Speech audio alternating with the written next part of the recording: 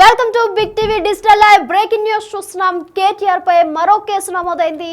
అయితే నిన్న బంజారాహిల్స్ పిఎస్ లో కేటీఆర్ పై కేసు నమోదు చేశారు. ఏసీబీ విచారణ తర్వాత ఆఫీస్ నుంచి బయటకు వచ్చి పోలీసులపై దుర్భాషలాడారు కేటీఆర్. అయితే న్యూస్ టెన్ చేసి ట్రాఫిక్ సమస్యకు కారణమైనందున కేటీఆర్ పై కేసు పెట్టారు పోలీసులు. ఏసీబీ ఆఫీస్ నుంచి తెలంగాణ భవన్ వరకు అనుమతులు లేకుండా ర్యాలీ తీసిన కేటీఆర్, ఆయనతో పాటు మరో 6గురిపై కేసు నమోదైంది.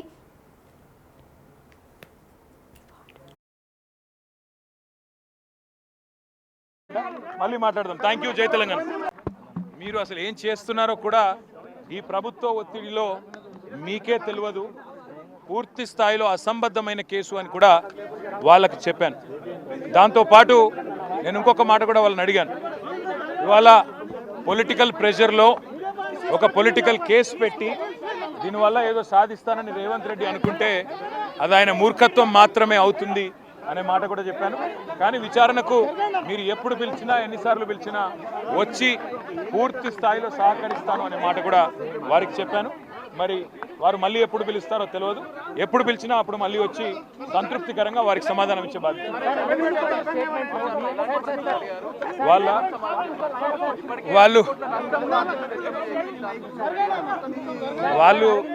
వాళ్ళు పాపం రేవంత్ రెడ్డి రాసిన 4-5 ప్రశ్నలు పట్టుకొని ఆ 4-5 ప్రశ్నలే 40 రకాలుగా అడిగారు. కొత్తది అడిగింది ఏమీ లేదు, కొత్తది ఒకటి కూడా లేదు. ఇందులో నేను అడిగింది ఒకటే, వాళ్ళు పైసలు ఇక్కడికి వెళ్ళి పంపించినామని చెప్తున్నా, అక్కడ పైసలు ఉన్నాయని వాళ్ళు చెప్తుండ్రు.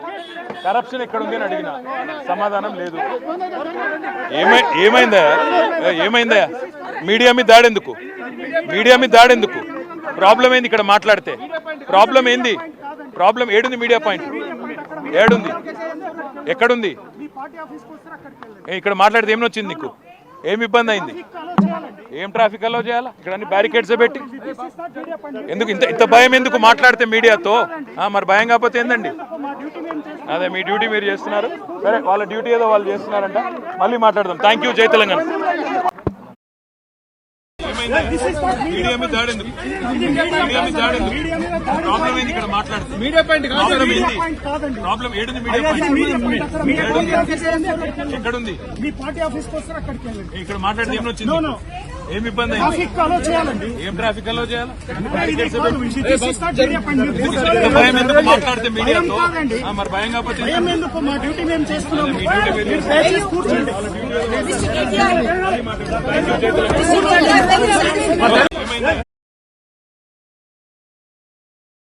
మరో కేసు నమోదైంది. ఏసీబీ ఆఫీస్ నుంచి బీఆర్ఎస్ కార్యాలయం వరకు అనుమతి లేకుండా ర్యాలీ నిర్వహించారంటూ ఆయనపై బంజారాహిల్స్ పోలీసులు కేసు నమోదు చేశారు.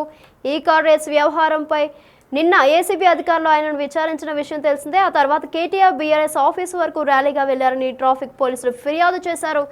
దీనిపై మరింత సమాచారం మా ప్రతినిధి రానా అందిస్తారు. రానా, చెప్పండి.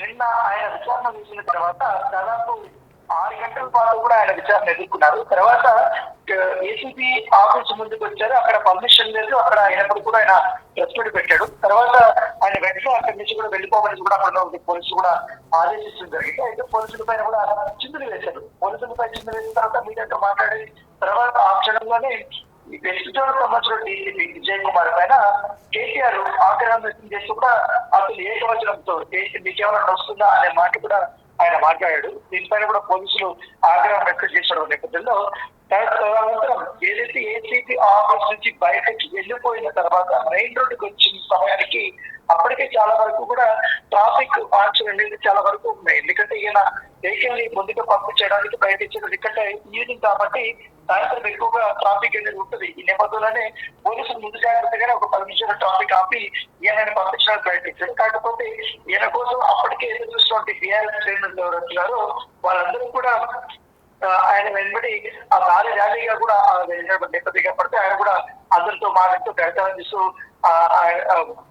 మొత్తం వెళ్ళినటువంటి నేపథ్యంలో అక్కడ చాలా వరకు కూడా ట్రాఫిక్ ఎదిరిపోయింది. దాదాపు 1.5 గంటల వరకు కూడా మేము చాలా ఇబ్బందులు పడ్డామనేసి కూడా ట్రాఫిక్ ఎవరైతే సబ్ ఇన్స్పెక్టర్ గోవర్ధన్ బజాజ్ పోలీసులకి ఫిర్యాదు చేశారు.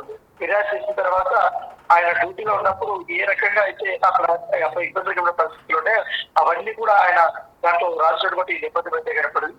దీంతో ఆయన వచ్చిన తర్వాత ఎందుకంటే ముఖ్యంగా చాలా కావాలని ఆయన ట్రాఫిక్ వైలేషన్ చేశారు. మేము పదే పదే ఆయన చెప్పాము. ఇప్పుడు ఆపరేషన్ సంబంధించినటువంటి ఇది పరిగణించుకొని ఎక్కువ మంది వాహనదారులు ఎక్కువ వస్తారు కాబట్టి పైగా టీఆర్ఎస్ ఆఫీస్ ఉన్నటువంటి ప్లేస్ CCC కంట్రోల్ రూమ్ కూడా ఉంది. అక్కడ రద్దీ కూడా ఎక్కువగా ఉంటుంది. సో ఆ రద్దీని దృష్టిలో పెట్టుకొని ముందుగానే మీరు కాస్త కూర్చొని వెళ్ళిపోతే కావాలంటే మీరు సెలబ్రేషన్స్ బీఆర్ఎస్ ఆఫీస్ లో పెట్టుకోవచ్చు అని కూడా మేము రిక్వెస్ట్ చేసాం. అయినప్పటికీ కూడా కేటీఆర్ పట్టించుకోకుండా ఆయన సంబంధించిన మరొక 6 ముందు కావాలనే వారు నినాదాలు చేస్తూ ట్రాఫిక్ ఎక్కువ అయ్యాక వయలేషన్స్ వాళ్ళు చేసుకుంటూ వెళ్ళాకపోయినా వాళ్ళపైన కేసులు నమోదు చేసినట్టుగా మనకు తెలుస్తుంది. ఇప్పటికే వారిపైన పలు సెక్షన్స్ కింద కేసులు నమోదు చేశారు. ముఖ్యంగా కేటీఆర్ పైన 221 అలాగే 292 అలాగే 126/2 అలాగే 3/4/5 PNS యాక్ట్ కింద అతనిపైన కేసు నమోదు చేసినటువంటి నేపథ్యం అయితే కనపడుతుంది. సో ఇప్పటికే గోవర్ధన్ కూడా స్టేట్మెంట్ కూడా ఇచ్చారు. అసలు ఎగ్జాక్ట్ గా ఏం జరిగింది ఏంటంటే కూడా చాలా క్లియర్ గా కూడా ఆయన రాసినటువంటి నేపథ్యం అయితే కనపడుతుంది. సో దాంతో పాటు దాదాపు 30 మంది దాకా కూడా ఈ ర్యాలీలో పాల్గొన్నారు. సో దాంతో పాటు ఈ బాల్క సుమన్ అలాగే మల్లె గోవర్ధన్ రెడ్డి, గెల్లు శ్రీనివాస్ అలాగే జయసింహ, క్రిషాంత్ అండ్ మిగతా వీళ్ళందరూ కూడా ట్రాఫిక్ రూల్స్ పాటించకుండా ఈ ర్యాలీలో పాల్గొన్నారంటూ కూడా వారిపైన కూడా కేసులు నమోదు చేసినట్టుగా మన సమాచారం, వారిపైన కూడా ఫిర్యాదు చేసినట్టుగా మనకు సమాచారం వస్తుంది. ఏదైతే వీరు చేసినటువంటి పబ్లిక్ న్యూసెన్స్ వల్ల దాదాపు రోడ్ నెంబర్ 12 ఎమ్మెల్యే కాలనీ అంతా రోడ్స్ అంతా కూడా కేసీఆర్ పార్క్ వరకు కూడా దాదాపు 1 అవర్ వరకు కూడా ట్రాఫిక్ జామ్ అయిపోయినట్టు కూడా వాళ్ళు చెప్పారు. దీనివల్ల కూడా చాలా శ్రమ పడాల్సిన కూడా అవసరం వచ్చింది. చాలా క్లియర్ చేశాము. రోడ్లు కూడా మేము అనేక ఇన్స్ట్రక్షన్స్ మధ్య కూడా మేము వారందరినీ కూడా పంపించాల్సిన అవసరం వచ్చింది.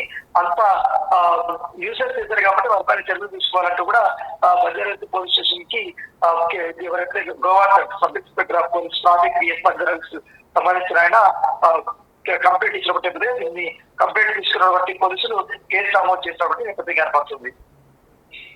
సో దీనిపై కేటీఆర్ స్పందించారా? మరి కేటీఆర్ ఏమంటున్నారు స్పందిస్తే?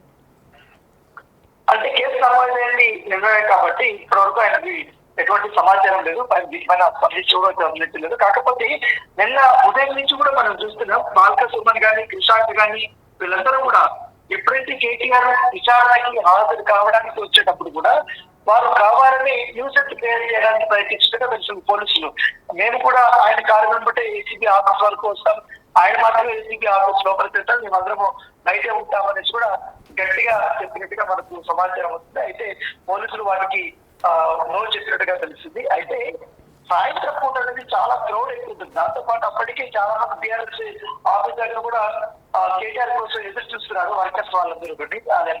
దాంతో పాటు పార్టీ శ్రేణులు అందరూ కూడా ఎదురు చూస్తున్నారు.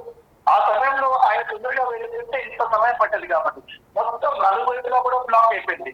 ఎంత నరకంగా అనుభవించారంటే ఏకంగా వీళ్ళు అనుకుంటున్నారు 4-5 ప్లేస్లోనే జామ్ అయింది అనుకుంటారు.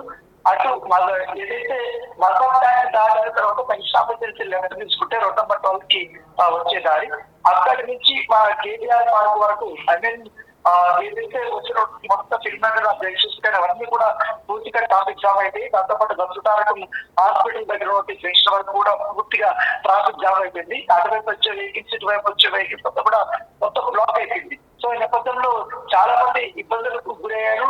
చాలా మంది అంబులెన్స్ కూడా అందులో ఇరుక్కుపోయిన నేపథ్యంలో చాలా న్యూసెన్స్ క్రియేట్ చేస్తారు. వాళ్ళు అనుమతి తీసుకోకుండా ర్యాలీ చేశారు. పదే చెప్పినా కూడా వినిపించుకోలేదని కూడా పోలీసులు కంప్లైంట్ ఇచ్చారు. కాబట్టి ఇప్పుడు దీనిపైన వాళ్ళు ఎంక్వైరీ విచారణ కూడా చేస్తున్నారు. ఇప్పుడు కేసు అయితే నమోదు చేసింది.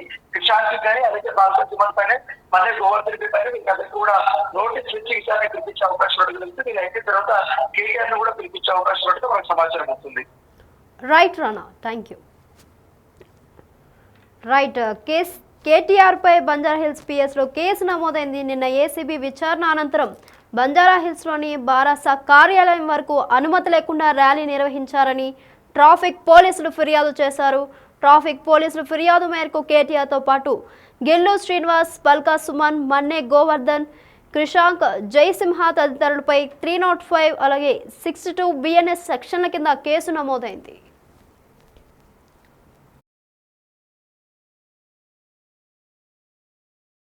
అసలు ఏం చేస్తున్నారో కూడా ఈ ప్రభుత్వ ఒత్తిడిలో మీకే తెలియదు. పూర్తి స్థాయిలో అసంబద్ధమైన కేసు అని కూడా వాళ్ళకి చెప్పాను. దాంతోపాటు నేను ఇంకొక మాట కూడా వాళ్ళని అడిగాను.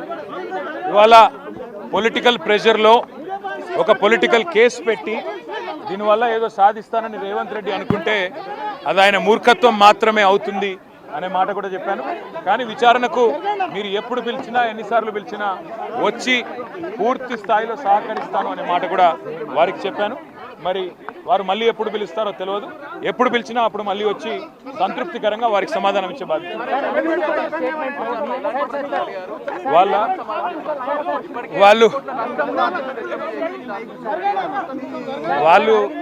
వాళ్ళు పాపం రేవంత్ రెడ్డి రాసిన 4-5 ప్రశ్నలు పట్టుకొని ఆ 4-5 ప్రశ్నలే 40 రకాలుగా అడిగారు. కొత్తగా అడిగింది ఏమీ లేదు, కొత్తది ఒకటి కూడా లేదు. ఇందులో నేను అడిగింది ఒకటే, వాళ్ళు పైసలు ఇక్కడికి వెళ్ళి పంపించినామని చెప్తున్నా, అక్కడ పైసలు ఉన్నాయని వాళ్ళు చెప్తుండ్రు.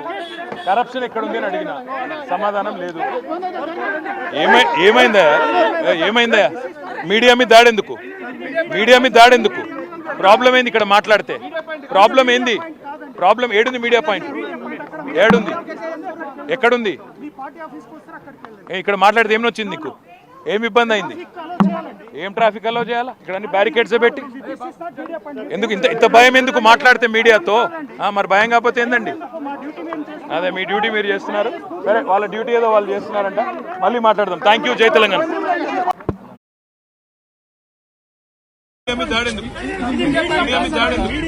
ప్రాబ్లం ఏంది? ఇక్కడ మాట్లాడుతుంది మీడియా పాయింట్ ప్రాబ్లం ఏడుంది? మీడియా పాయింట్ ఎక్కడుంది? మీ పార్టీ ఆఫీస్కి వస్తారు, అక్కడికి వెళ్ళండి. ఇక్కడ మాట్లాడితే ఏమి వచ్చింది?